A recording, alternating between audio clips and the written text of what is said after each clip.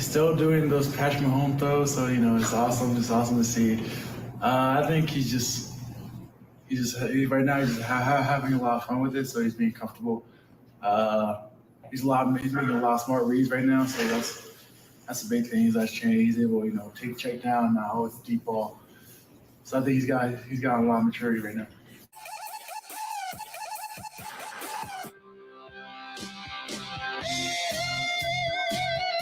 Yeah! That right there, give yourself a pat on the back if you knew that was Junior Colson, Michigan sophomore linebacker. Dennis Fithian, welcome in here on the Maize and Blue Review as we get ready to go here on a Monday. Everybody says it now because it's true. We're getting closer and closer to football. You get in the morning, a little colder, all of that, a little more, I don't know, colder is the right word, but it's exciting. I'm excited. You're excited. We're all excited. And today, if you like Michigan football, we are going to play right to that excitement as we are going to talk all about the Wolverines. And we've got Andrew Anthony on the front page today, Michigan playmaker. And what else are we going to talk about today? Well, we've got practice news. We will talk about what's going on at practice. They've been at it for since August the 3rd, and today is the 15th. So they've had a few practices under their belt, including a scrimmage as well over the weekend. We'll get to that. Also, Andrew Anthony had an impact last year as a freshman. I will tell you who I think will impact this year's Michigan team as a frosh. That's coming up straight ahead, but we will start with the AP Top 25, which is fresh off the press. Is so fresh we can call it breaking news. And for the top 25, let me get the top 25 up here. If you remember when the coaches last week or the week before, they put out their top 25 poll, Michigan was ranked 6th. In that poll. I have myself, Michigan, when I did my own top 25 poll this year at 4. So I thought the coaches got it a little bit wrong when they had Michigan at 6. But let's go to the tape, or at least the video screen. And for that, this is the top 25 that was just revealed a little while ago. Alabama sitting up there at 1. Ohio State at 2. That is how I voted them. I also voted Georgia 3, so I am right in lockstep. And that is also how the coaches voted them. Bama, Buckeyes, and Dogs, the defending champs, 1, 2, 3. That's how I voted them. I had Michigan at 4. Here's the AP with Clemson, Notre Dame at 5, and then Texas A&M at 6. So the media has Michigan lower than the coaches. Utah is at 7. And is Michigan going to be in the top 10? They are. Michigan comes in at 8. So you've got the media having Michigan. They've got Texas A&M and Utah in their poll above where the coaches had them. Now, the big deal? Not really. I mean, it's fun to see where you're going to be voted. If I can go and put a side-by-side, which I should be able to do, from the coaches. There it is, the coaches.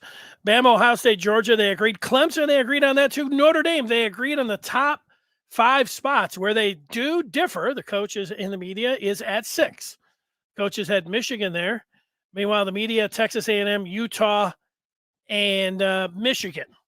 Now, what does this mean? Well, when Michigan goes up against Colorado State, I think that they will say number 6. I always go with the higher ranked poll when I'm talking about Michigan. So it'll be number 6, Michigan, taking on Colorado State on September the 3rd. The rest of these teams, let's see if there's any other big differences. They both had Baylor at 10, Oregon and Oklahoma State just changing spots. There's the Spartans. The Spartans were 14 by the coaches, 15 for Michigan State. So they aren't looked at the same. So USC's in a different spot. The U a little bit further down. Not much here. You see the coaches had Cincy at 22, Cincy 23. These are pretty close, actually, when you're taking a look at it. Others receiving votes. You see, Michigan only plays Ohio State and Michigan State right now in the preseason top 25.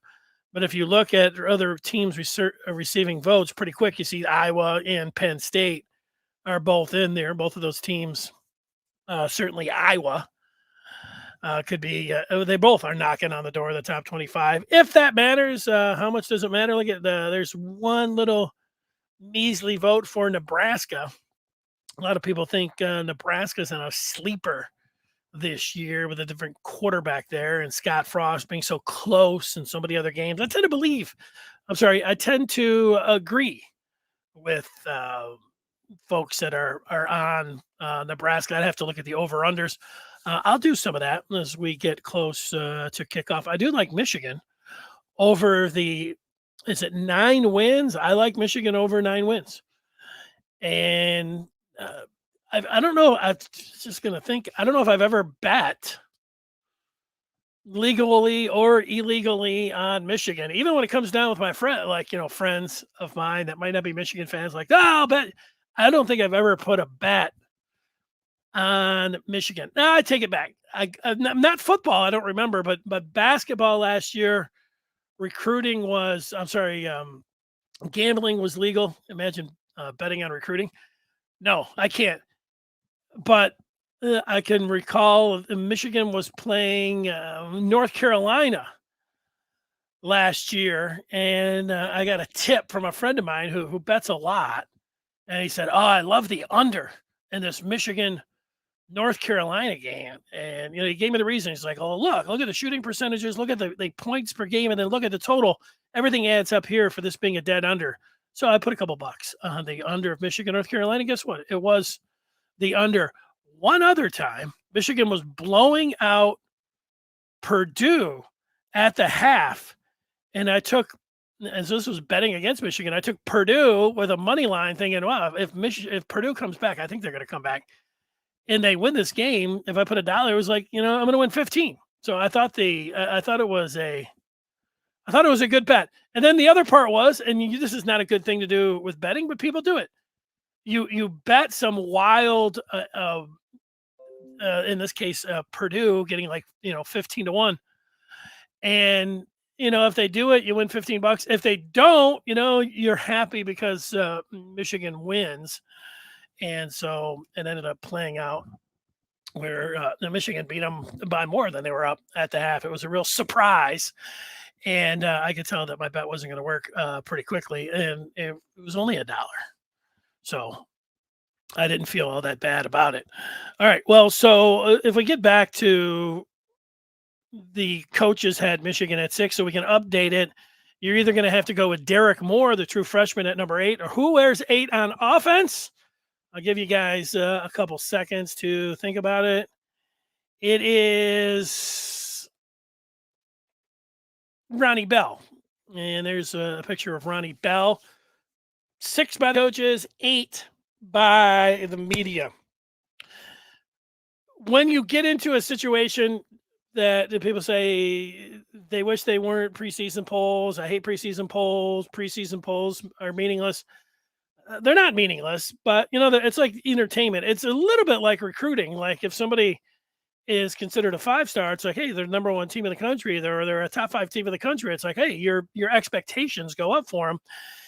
A lot of times teams that are not in the top 25, teams that are perennially, closer to 25 than they are the top 10 because they just don't have buzz or anything else. They're the ones that, tend to say that things are meaningless when it comes down to the poll, but it's just a guide. If they did away with the coaches in media poll, well, then the media would just assemble one and put their own out anyways. And then if they didn't, somebody would. I would. I've got my own top 25. And people even take it to as soon as the season's over, it's like, here's the way too early top 25. So it's never going away, and just have fun with it. That's it. That's how I feel about polls. All right, let's get to practice, not the games. We're talking about practice. I have 3 names up on the screen. Before we do that, I want to tell everyone if at any point you wanted to get in and leave a message, I've got the screen in front of me, and I like to hear people's thoughts, Michigan fans' thoughts on where they're sitting. Here's Ricky hoping for a big commitment today. I don't think that's going to happen, but that's just me reading the tea leaves. Luke is in Thailand, pumped for Michigan football. What's up, Luke? What's going on in Thailand? That sounds fun. Adrian just saying a shout out. Travis likes the Associated Press poll. Number 4 and 8 are very close in votes. Lots of potential for Michigan to move up quickly. Yeah, well, here's the thing that we know by Michigan's September schedule. They're going to be 4-0 going into Iowa, which is just on the outside of the top 25. And so if any of those, teams, I don't know if any of those teams in front of them are going to lose, but Michigan's going to be 4-0, and they're going to be a top 10 team. Where it really matters if Michigan, picks off Iowa, if they're able to go to Iowa City. Yeah, they're going to, and then, other teams, they're going to, not all those teams are going to stay undefeated. Michigan's got to win all of their games. Like, because Michigan, has the schedule like it is, very easy non-conference schedule. All of the other games line up perfectly. Maryland, they're going to beat Iowa, I think. Go to Iowa. I mean, that's a tough place to play, especially at night. But going to Indiana and Rutgers, those are their 2 road games. I know they had a tough time with Rutgers last year, but they should be able to go to Piscataway. A lot of Michigan fans go on that trip because they like hanging out the night before in Manhattan or, any of those boroughs over there. Pretty close, I guess. I've never been to Piscataway myself, but you enjoy the New York City nightlife. And a lot of Michigan fans. I don't want to say as many Michigan fans, but it'll be a huge contingent of Michigan fans. It's the same thing in Indiana. You look at Indiana, you don't get real excited. It's 12 o'clock kickoff and they show the stadium. It's like, ooh, that thing's not, nobody's saying, Indiana's a real hornet's nest. Why? It's going to be really tough to go into Bloomington and win that game. So just set it up, Travis. Michigan at Indiana, at Rutgers, and at Iowa. That's tough until the last one. At Ohio State, Michigan. The expectation here is for Michigan to go 11-0, and if Michigan goes 11-0, at that point, I would say that they would definitely be into the top 5. Probably would be a top 3 team, and I don't think Ohio State's losing. So we could have another. What do they call that 2006 game? The game of the century. Game of the century 2.0. Game of the quarter century. It would be nice, if they had more. In 2006, they're only 6 years in, calling it a game of the century. It's like, okay, you got a lot more to play with here. But yeah, I'm with you on that. Let's see. Taylor Upshaw, here's a prediction from BA. Will dominate this year, next big-time rush edge. Yeah, that's not a bad selection. Number 91, Taylor Upshaw, played a lot last year, going into his final year. I would say if I had to scratch out a starting lineup right now, I think that number 91 will get the start opposite of Mike Morris on the other side with Mozzie Smith and Chris Jenkins on the inside. I think that will be the front line. So, yeah, Taylor Upshaw, that's not a bad pick. That's not crazy. I think that's pretty good. Here's somebody asking about Rooks along the defensive line. I think George Rooks is who you're talking about. We'll get to some of the freshmen coming up. Bryant making a prediction about Roman Wilson, saying he has to be our number 1 receiver this season. Well, Bryant, I think Roman Wilson is my prediction myself is that I think he's going to catch the most touchdowns, receiving touchdowns for Michigan this year, but he doesn't have to be Michigan's number 1 receiver if there's a position that Michigan is really stacked in. Like, it's a good thing just to go back to last year at this time. If I was sitting here on this show last year at this time, I would be saying that Michigan's wide receivers are unproven after Ronnie Bell. Michigan could not afford to lose Ronnie Bell. There's a lot of talent behind them, and we'll see about the guys that step up, but there's no way that Michigan could lose Ronnie Bell. They'd be in a real tough spot if they lost Ronnie Bell. Now, I wouldn't keep saying it because, you don't want to, harp on injuries or anything like that. But Ronnie Bell got hurt in the first game, and it was like, wow, that was a huge injury for Michigan. And the guys were able to step up. Now, I like Roman Wilson. That's why I predicted him to lead Michigan in receiving touchdowns. But Michigan's got plenty of wide receivers, and I wouldn't bet $1 million on him. I just picked one, and I love his speed, and I do think he's, I don't know whether it's undervalued or underappreciated or just, and I don't think he's lost in the shuffle. Maybe because he's he's not like Andrew Anthony.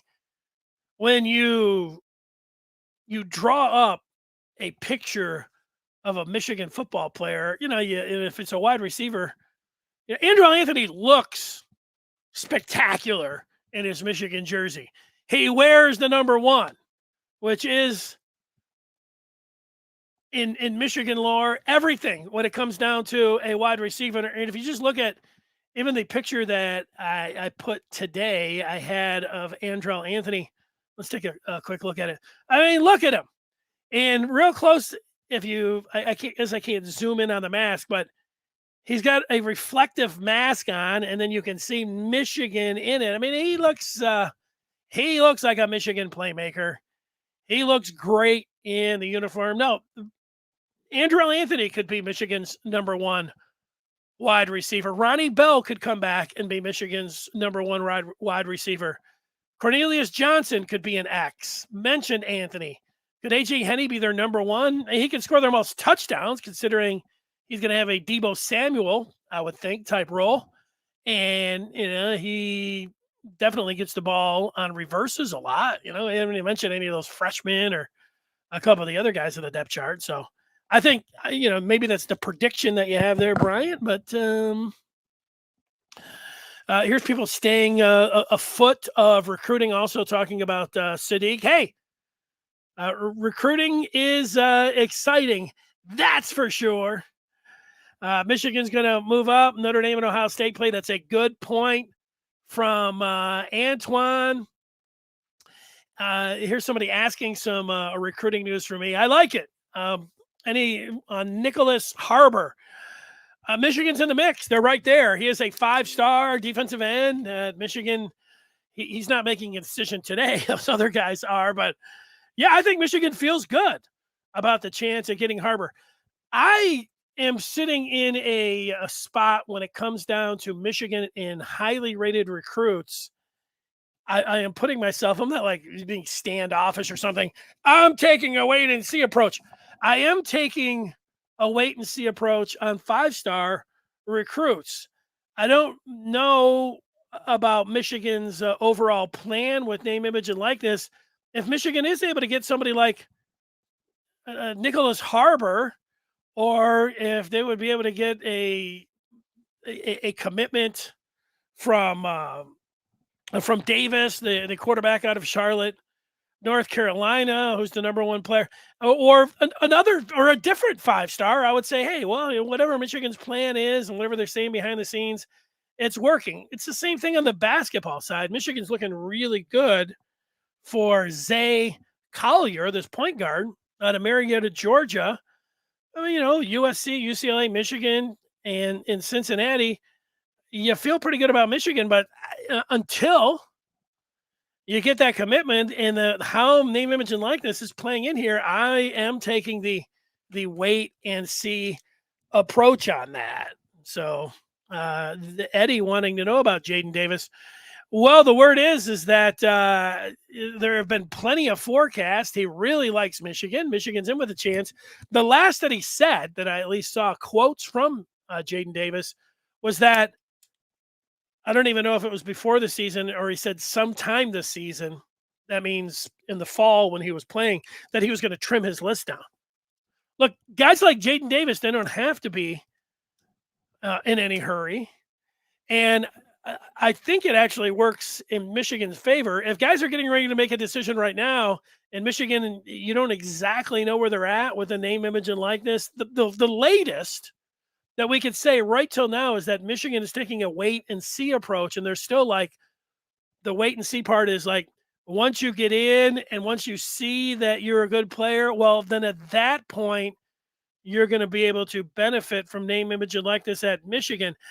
That's not what a lot of the other top 25 schools are doing. Certainly, teams in the top 10, they are coming to the table with money and promises of money. They don't specifically call it a signing bonus because you can't. They don't specifically call it an inducement because you can't. But that's what they're doing, and nobody's stopping anybody. Nobody can stop anybody. It's virtually. I don't know. I guess you could be in there on the FBI and start tapping phones and all those kind of things. Like when exact, what was the promise here? So, I mean, we've been over that all summer. So I think the longer it plays out with Davis, I think that works in Michigan's favor. Okay, let's get back to where we were talking about the practice reports, and we are talking about practice when it comes down to Michigan. For practice, Makari Page was mentioned over the weekend. Mike Morris talked, and you also had Klinkstale talking last week, and he mentioned Page. And Makari Page is somebody that's having a great fall camp, and it would not be a surprise to have whatever the mix is going to be, RJ Moten, Rod Moore, Makari Page, however they come out. If 7 was back there and starting for Michigan, that would not be a surprise. Would it be a surprise if Michigan came out with DJ Turner at one corner, number 5, and number 2, the true freshman, Will Johnson, starting from game 1? I would be slightly surprised by that, but I will not be surprised if at any point during the non-conference slate that Will Johnson does take over a corner spot. I would be surprised if Will Johnson does not take over that corner spot at some point this year. We know the credentials coming in. We know what Harbaugh said 2 weeks ago, like, hey, some guys live up to it, and paraphrase what Harbaugh said, but he basically said, yeah, Will Johnson's the real deal. Better than advertised, I think is what he said. And again, this weekend, Josh Henschke, if you are not a member of the Maize and Blue Review, you should be, because Henschke is putting out practice reports daily. And one of those practice reports this weekend also talked in glowing terms about somebody that's been watching practice to Henschke about Will Johnson. And, it just continues to be, people are, I say gushing, they're excited about Will Johnson. You know how things go. Does it matter if you start game 1 against Colorado State? No. It would be pretty awesome, to see that happen. But to overtake somebody that's been in the program and has a lot of starts under his belt, like Jaimon Green, would be, to me, slightly surprising. But let's see. It wouldn't be like the biggest shock in the world either. I do want to say something about practice reports and coaches gushing about players and media. Myself, I'll put in there included. Like, I start going down like, oh, this guy looks great. Oh man, oh, he's making a move. Oh, he's awesome. Like, so everybody's great, and everybody across the country, if you follow coaches and media and people that are talking about, it's most relatable to me like spring training in baseball. Like, everybody's optimistic. The warm weather's coming around. Everybody feels good. It's the same thing in fall camp and in spring. This guy had a great spring. Boy, this guy looks really good. And I'll just take one player as an example here. Rayshawn Benny. Michigan was able to flip him. And, he'd be a redshirt freshman, and he's along the defensive line. And there have been some good things that have been said about Rayshawn Benny, that he's having a good camp. Now, talking positively about somebody like Rayshon Benny, and then you get into the opener, and you don't see number 26 out there. It's like, I thought they said Rayshon Benny. You know, to get into the starting lineup is one thing. To even get into the two deep, people could say, "Well, you're looking really good."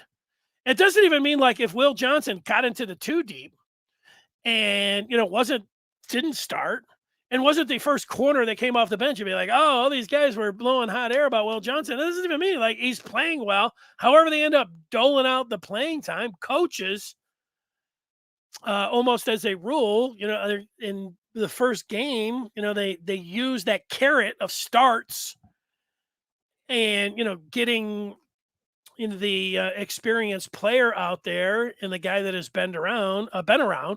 They usually do get those starts, and it's a lot of the reason I think people think. Although Kate McNamara, according to some of the practice reports last week, had nudged ahead of JJ McCarthy, but because of experience, it's likely that you would see McNamara in game one. That's just a word. I think everybody knows that, but somebody last week is like, "Wow, everybody at Michigan is doing great."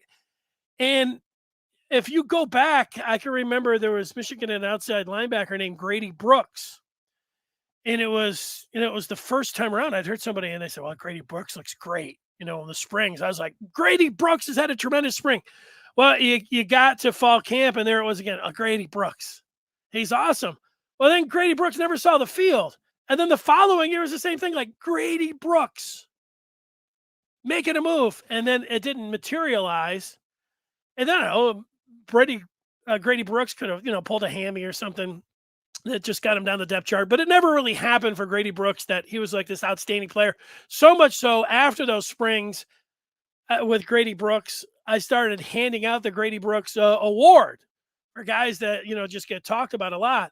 But if I go back to last year at this time, who was getting talked about a lot was Mozzie Smith, that he was having an outstanding fall camp, that he had looked like he had dropped weight and increased muscle, that he just looked like he was ready to be an impact player. And Mozzie Smith was. Everything that was said about Mozzie Smith materialized. And so, that happened. That, he was outstanding. Another guy was like Donovan Edwards. Like, you'd hear in fall camp last year, like Donovan Edwards is making splash plays every practice. I mean, he's going for big gainers, 20, 30, 50 yards. And so the season started, you're like, wow, where's Donovan Edwards? Well, it took a little while for it to happen for Donovan Edwards, as you know. So getting back and talking about some of the players that are being talked about, Makari Page, Will Johnson, those defensive ends. And if you're a fan of TJ Guy, and who's not a fan of TJ Guy, I can recall sitting at the spring game and being in one spot and looking over, and I see 42 come in, track the ball carrier, and then make a nice tackle on it. And I had to look down for a second and said, sometimes you don't remember every number. And I looked down, I'm like, who's that? TJ Guy. I liked it. I saw that he made a nice play. So hearing that TJ Guy is having a nice fall camp is not surprising to me. All right, let's read some of the feedback before we get to the freshmen. Adrian asking about wide receivers. Who do I think will be the best pro? Who do I think will be the best pro out of Michigan's current wide receivers? I think Andrell Anthony would be my selection. Eddie's asking about George Rooks. Curious how he and Rayshon Benny are coming along. I have heard about Rayshon Benny having a good camp. I haven't heard Rooks' name as much. I have heard Ike Iuanu. I have heard Rayshon Benny. But no, I have not actually heard Rooks' name. Kevin saying he hopes Ronnie Bell shows out and is the number one. Well, we're sitting here last year at this time. Ronnie Bell would be everybody's selection. Ronnie Bell was Michigan's go-to player. He was their most proven. he was. I thought he was an elite wide receiver, and then he had a great first game. Remember, he had the catch, the one-handed catch down the sideline. They ended up ruling not a catch, but you went back and looked, and it was a great catch. He also had a 76-yard TD. I mean, he was set up to have a great season. If and by all indications, the knee is 100%. Even though we have seen him with the brace on here in camp, Ronnie Bell can lead this group for sure. People throwing out, different names of guys. Sure, Cornelius Johnson's big. He can, he could be the best for sure. When it comes down to the wideouts here, Antoine's talking about Ohio State. One thing about Ohio State, Antoine is thinking that Michigan is going to beat Ohio State. And it's a great thing to think about. It is. We know we haven't even seen game one, so I'll go all the way to the end of the season. And I think Michigan's going to be 11-0. And I know a lot of other people think the same thing. And if they do actually go 11-0, I think a lot of the people are going to change their opinion about Michigan's chances of going down to Ohio State and winning that game. But if Michigan is able to have their offensive line like it was last year, and they can have an explosive offense. I think Michigan's offense can stay with Ohio State's. Ohio State had the number one offense in the country last year. Ohio State's going to have the number one offense in the country this year.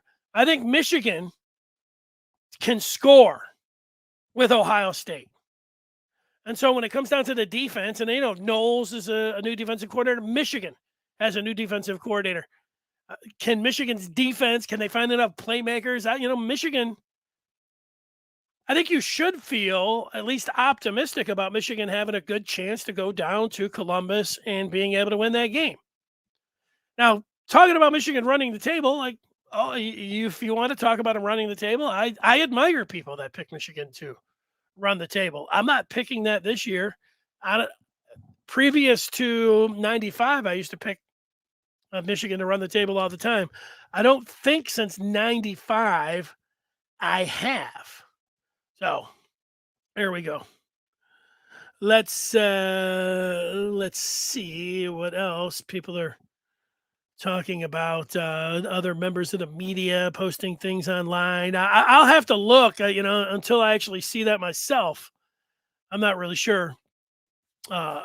Nothing against anybody and, saying things about what other people are saying, but I'll have to go look. And it was nothing earth shattering, just somebody saying something good about one of the Michigan players. DJ saying he's happy to see the running backs look SEC-ish. I hate to use that line. Let's just say I'm fall ready. Great strength and conditioning going on. Well, Michigan has, if you look, I don't know, whatever kind, you can go to a Walter Camp, you can go to Phil Steele, various other media outlets have talked about who are the top running backs in the country. You don't have to go very far to find Blake Corum.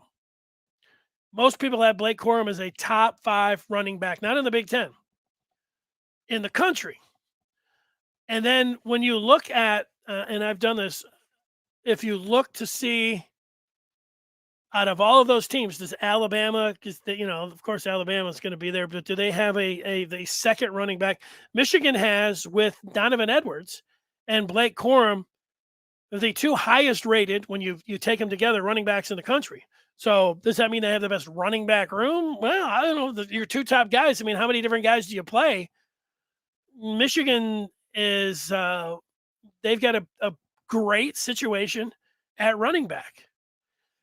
And Michigan has not had, Haskins was awesome last year, but Michigan has not had NFL type backs, even though that used to be something that you would say all of the time. If you look here in the 21st century at where guys have been drafted, it has been few and far between when you're looking for guys that are taken in the first, second, even third round. Not a lot there. And right now, Michigan has 2 guys that, are looked at. Well, I'll look at them as, second or third round guys. Not many guys get taken in the first round, especially at running back. Well, let's get a couple more in here. Is Blake Corum being underrated? Blake Corum is underrated by Michigan fans. He's not underrated nationally. He's a top 5 running back, like I was talking about nationally. Michigan fans underrate him a little bit, and this is what happens when you have a local product who is really highly rated, and that is Donovan Edwards. And Donovan Edwards has got some, I don't know what, pizzazz, flash to his game. People are very excited about Donovan Edwards, but with the weight gain and Blake Corum, I love Blake Corum. I think Blake Corum deserves to be ranked as one of the top 5 running backs in the country. I think Blake Corum could be, in the Heisman mix. He goes out and has a great game against Iowa because he's going to be able to rack up. I don't know how, he's going to rack up he can rack up as many touchdowns and yards as he wants in the first 3 or 4 games. However, that ends up being divvied up. But then you start going on the road and you start playing well. Corum could definitely be there. CJ indicating that Ohio State plays Iowa and Whiskey in their crossovers. Both have heavy run teams, so they had better hope they're better this year against the run.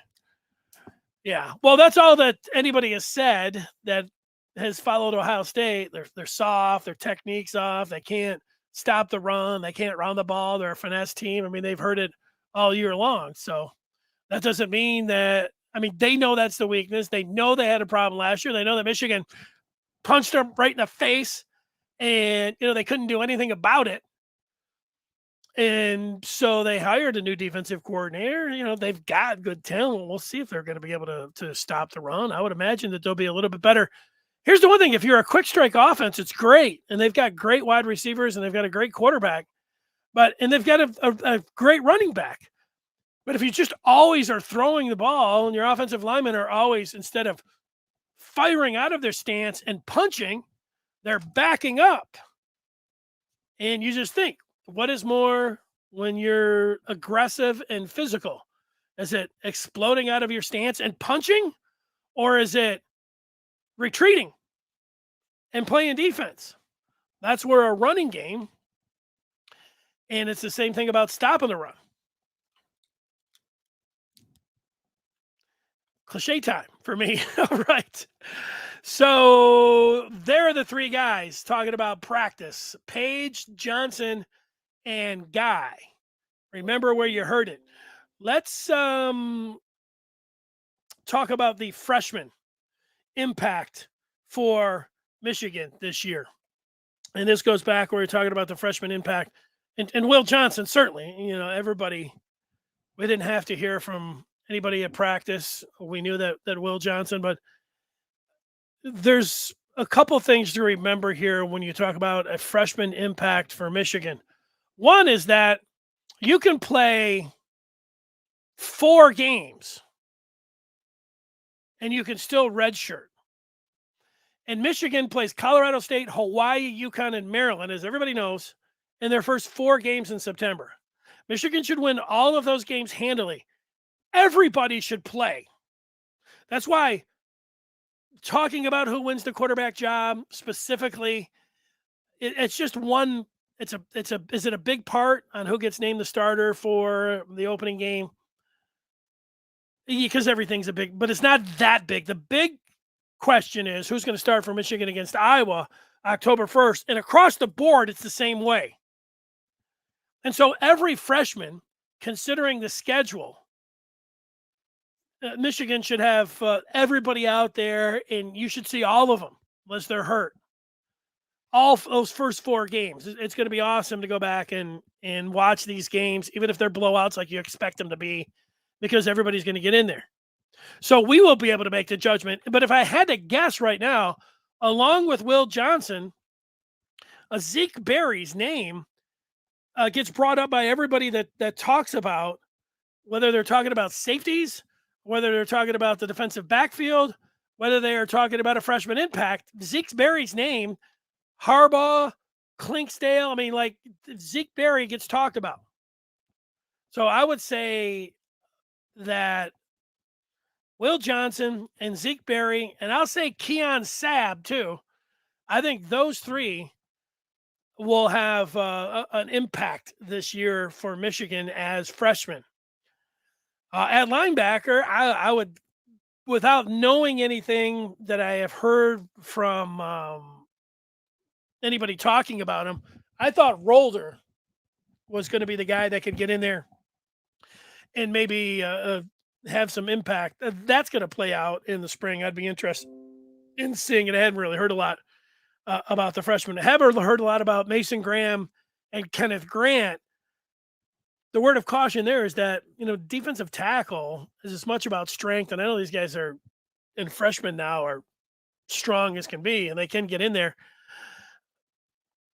And they probably will. But if I'm going for the top three in order, Will Johnson, Zeke Berry, Keon Sabb, that will be impact freshmen. On the other side of the ball, I think the thing that you have to remember is look at Andrell Anthony, pictured, who might be Michigan's most talented wide receiver, might be Michigan's best pro prospect, all of those things. There's a couple of things to remember about Anthony. One, he was a 3-star. Two is that you had heard good things about him, but he wasn't out there. It wasn't even until like midway through the season, was the Northwestern game. It's like, oh, there's Andrell Anthony.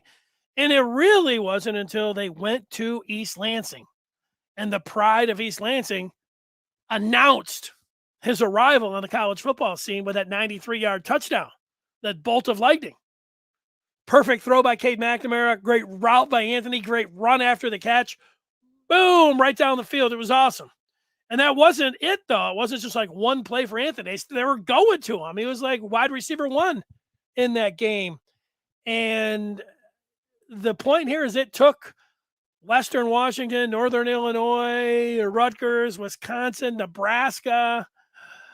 It took until game 7 to even see Anthony, and then it took him to game 8, for him to make an impact as a freshman, and he was an impactful freshman. I would say the same thing about Donovan Edwards. As much as we heard about him in camp last year, and he's making 50-yard plays, and he's making big plays, it wasn't until it was the Maryland game. What's it, the 11th game, that Donovan Edwards really came out and had that 78-yarder, 10 catches, 170 yards. True enough, he made that sweet catch against Ohio State out of the backfield that looked so natural. They're like, wow. And then he threw the touchdown. The last 3 games, noteworthy across the board there for Donovan Edwards. But he didn't really come alive until game 11. And then McCarthy was the other freshman that, you're expecting. And, McCarthy from game 1. I mean, he was looking like, Patrick Mahomes from game 1.